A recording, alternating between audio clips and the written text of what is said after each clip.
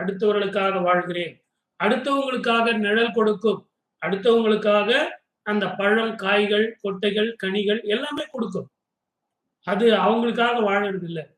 அப்படிப்பட்ட ஒரு அபூர்வமான குணம் கொண்டதுதான் இந்த மரங்கள், செடிகள், கொடிகள். தானத்தை நமக்கு கற்பிப்பது. ஆனா மனிதன் இவ்வளவு படிச்சு இருந்தாலும் தானம் செய்றானா அப்படின்னா, ஒரு சில பேருக்கு அந்த வாய்ப்பு வருது. ஒரு சில பேருக்கு அந்த வாய்ப்பு இல்ல.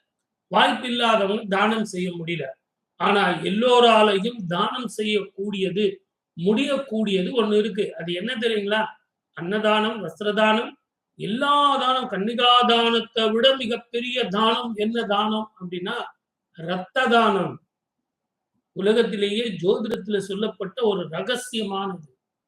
கலியுகத்துல எப்படிப்பட்ட தானம் அப்படின்னா, இன்னைக்கு நீங்க தயவு செஞ்சு